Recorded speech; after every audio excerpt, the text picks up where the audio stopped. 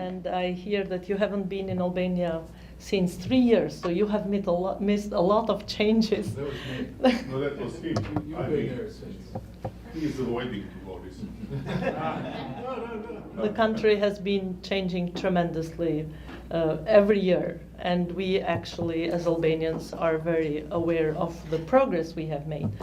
You made a summary of Albania, which was a closed country until 1990, and we were happy to not be part of the war, of course, but we were happier that we came to the West, as Albanians were looking for that in years and centuries. After the World War II, Albania was a closed country, and closed meant you couldn't go anywhere abroad. No one was allowed to come inside the country. And when it comes today when you have that introduction and you have to speak on cultural democracy, it's many angles you can put in the perspective how things can change internally in the country, and how that the cultural diplomacy actually help other countries to explore what Albanians are able to do and how big the country has changed. Just to change a little bit the environment, I have a 3 or 4 minutes video presentation, if I may. They promise they can help me to put that together.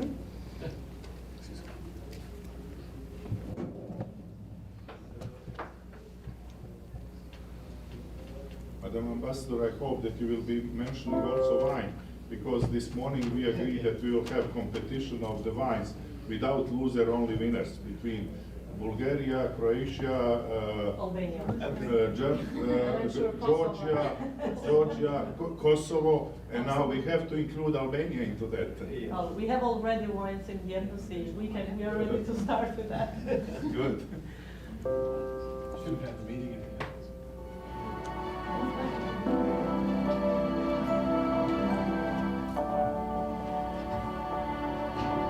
That's the 4-minute things.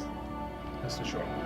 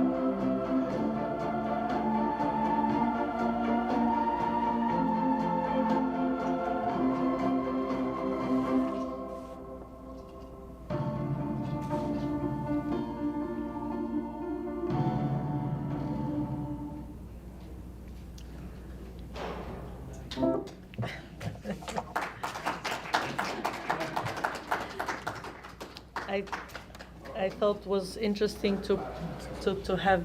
You can leave it there. We're still talking on Albania. It was interesting to have the presentation, if especially after the way we are used to see our country to be presented, coming from very close, the communist time, very dark periods. People were not allowed, as I said, not only to move, but also to speak freely, to have opinions, to share with the world. And in the last almost 3 decades now, this was one of the biggest changes in the country. Now, as we're speaking all cultural diplomacy today, I think we all agree that culture is very powerful and very significant for every country. We all come with our heritage. We are ancient, some of us 1,000 years, some of us 100 years. We have our tradition, our way, our colors, our flags, our way of expressing love to the country, love to each other, in the way we prepare food, in the way we put together the folk events. Now, the duty of cultural democracy is what is the best way to present all of what we have to the world. Many times it's not easy. We have big countries who come with a lot of financial resources, a lot of history, background of how to do diplomacy, and they have institutes. I'm sure you have all heard of Italian Institute, Austrian Goethe Institute, French Culture Institute. They all are present here in US, they're present in Albania, they're present everywhere in the world.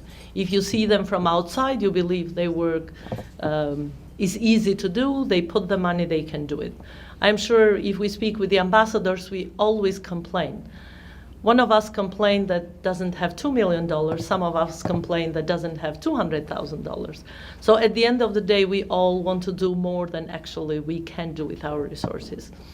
This is why it's important to also see how some small countries or countries that do not have the financial means go after promoting their culture and what's the best way or some examples on how we survive in this very competitive environment.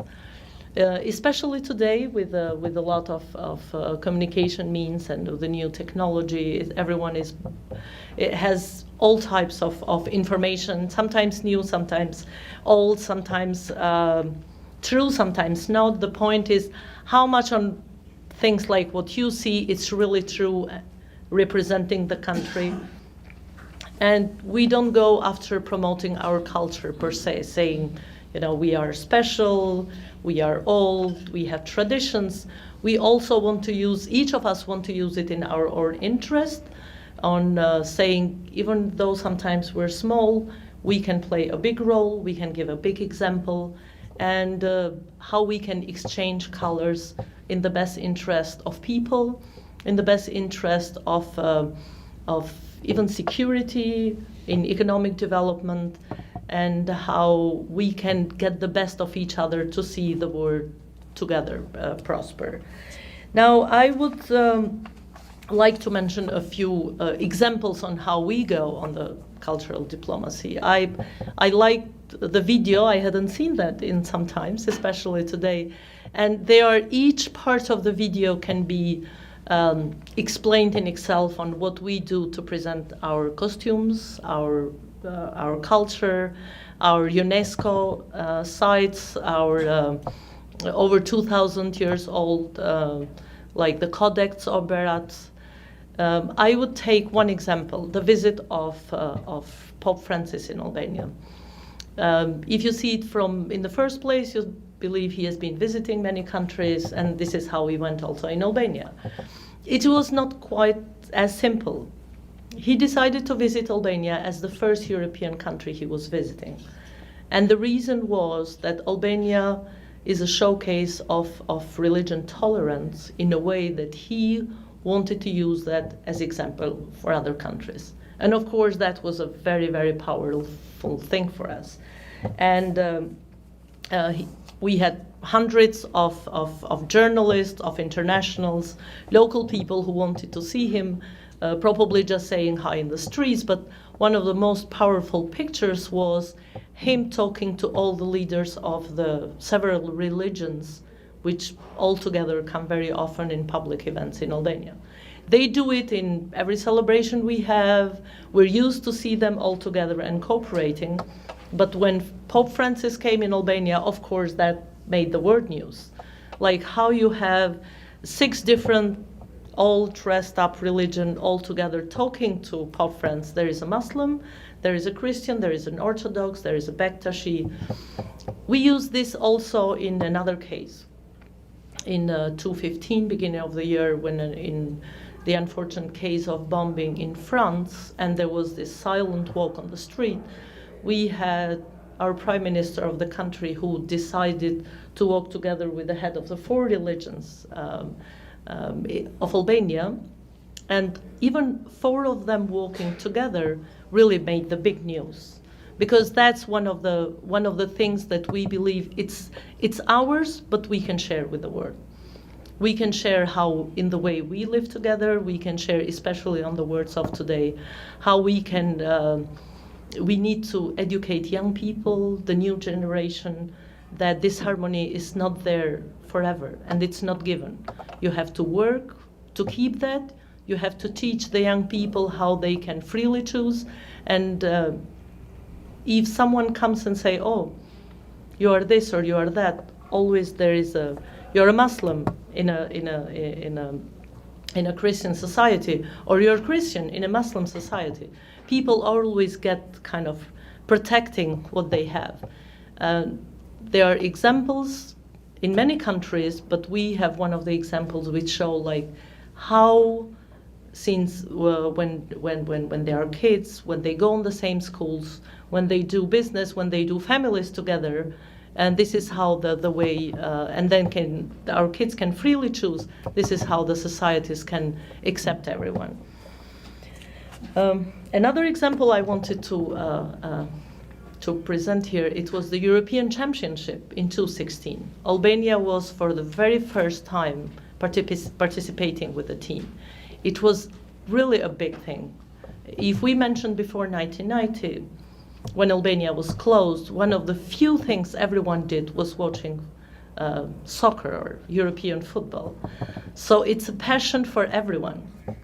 When it's European Championships, if you go to Albania, there are cities, for example, in my city, we invited the German ambassador, who witnessed to see that he has never seen as many German flags outside of Germany, just because it's a European Championship, because so many people are fans of that team. Albania never played. Now, this time, everyone was prepared. When we say Albania, there are 3 million Albanians who live in Albania, but we believe there are another 6 million who live outside of the country. They came from all over the world, not only to see the football matches, but they were all together in the street, having celebrations, asking the teams that they were playing on the same date, trying to make pictures and parties together in a time that other teams probably they were having gang fights, they were having strong fights just because someone wanted to because the people who were the fans of the football were trying to fight each other in the street. So the examples, and for almost 2 or 3 weeks, you could see the celebration, the beautiful girls in the way they dress up. They were all over the European newspapers and of course in the social media. So those are moments which are more powerful than everything you can do all together in money. It was an example mentioned here previously with the ambassador that you can see big balls here that for some embassies cost $1 to $2 million. We can never do that. But there is an Albanian singer, Ermonela Jaho, who is very well known in the world. She was #1 last year in England and as the best soprano. And she visited Washington as the singer, the first singer in the opera. So of course we used the opportunity. The night of the introduction and the big event they put together, where they invited the embassy and the ambassador, and they gave us the right to speak and to comment. It was one of the best nights I've had here in Washington, because otherwise we cannot put together those types of events. So really the best Albanians who are good in sports, who are good in music, who are good as singers, as actors, they are our best ambassadors. And together with that, one more item I want to mention is one thing we use a lot is, especially here in the United States, is Albanian diaspora. The first year that I came here around, in November, we have our National Day. And we tried to follow some of the events, and we found out that it was impossible to follow all the events that would happen that last week of November in every state, in most of the states here in the United States, because of the way all the Albanian organizations would celebrate together. So we tried to share on Facebook everyone's party, and we counted only the parties which were around Albanian organizations. There were between 10 to 12,000 people celebrating in 1 or 2 nights. It was amazing to see how they put all the efforts together, and they have children who sing the song, who have the costumes, who speak the Albanian language, even though they are raised and educated here. And these are the best synergies we use to put our diplomacy and our culture forward. I would like to stop here, and if you have any questions, because I can use examples, I can use, I thought probably it's better to do it this way. So, questions? Please. Yeah. It's very nice, interesting. Only one my curiosity, because we just heard from the ambassador of Kosovo, the lady. Mother Teresa. No, the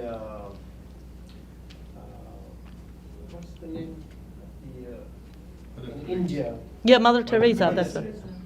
She mentioned that from Kosovo, and you mentioned I want to know. Yeah. I don't know about this. Yeah, the probably the when we ambassadors in the region sit together, every ambassador can speak a language which I can't. Like ambassador of Croatia, of Serbia, or Macedonia, they all speak. We used to call that Serbo-Croatian, and it's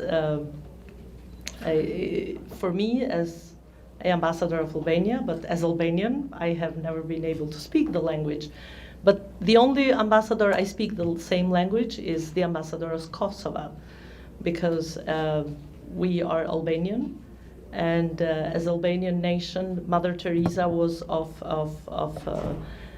it is of Albanian heritage, and we both as the countries present her in our presentation as, you know, as ours.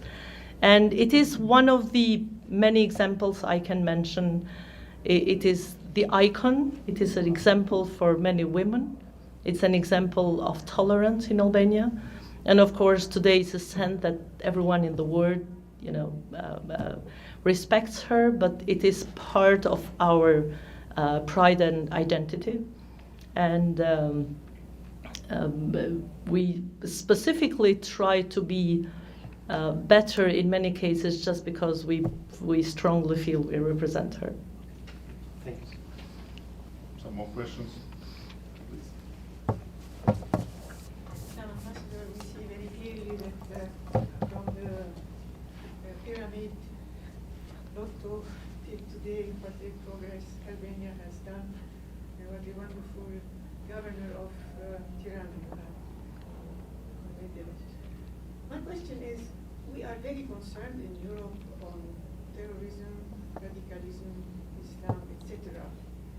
Your country, like Bosnia also, are 2 countries in this region that have Islam. And the reading is there are many Islamic schools growing every day.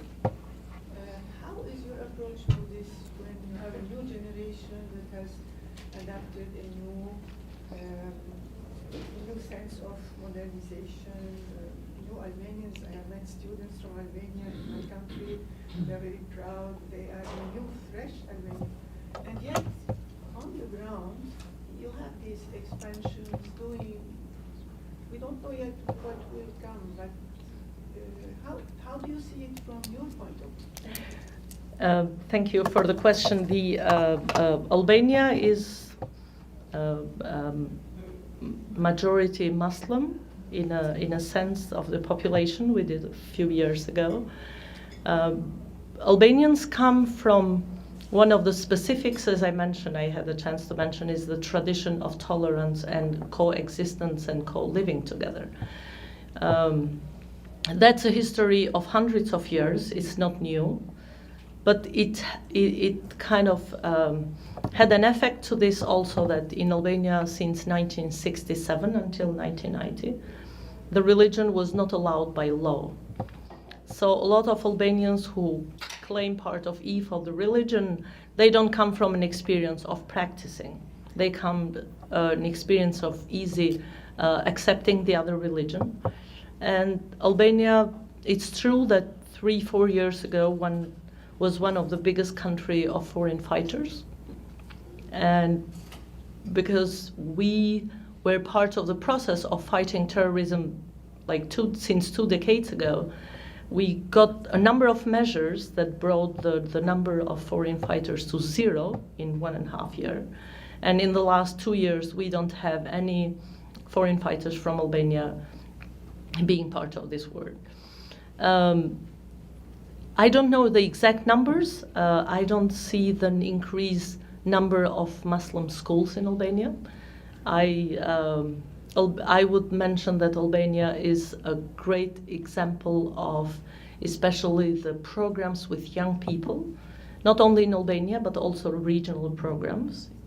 And we have put a special emphasis on educating people and the young people on the new tendencies of what they call themselves Islam. So people know what Islam really is and what it and the claim for peace and all people living together. And the radicalization of today is not the reality of Islam. We have not have internal issues on increasing radicalization or examples in Albania, and that has not become, at least it's not an issue today. But what we are very concerned and very focused on is not to take the situation for granted. We have been very active as part of the worldwide coalition fighting extreme violent extremism, and as a NATO member, of course, very active. And Albania, as other countries also in the region, very active on cooperation, which is increased tremendously in the last years. I can mention as example that Albanian Prime Minister was visiting Belgrade in 2015. After 68 years, an Albanian Prime Minister has been visiting Belgrade, which is less than 1 hour flight. And for the first time ever, we had a Serbian Prime Minister visiting Albania in 2016. And the increased cooperation, especially where we have a very dear program of young Albanian and Serbians coming together. So they go once in Serbia, and sometimes they visit Albania. They have been the best outspoken in both countries on how much people of the country can do together.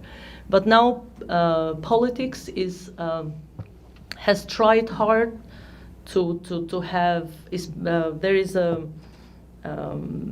what we call the Berlin Agenda, that has asked countries in the region to work together, not only on, to work specifically on economic projects that go over 2 or 3 countries, and we can have better financial support on this. And it has been a very, very positive drive on cooperation in the countries.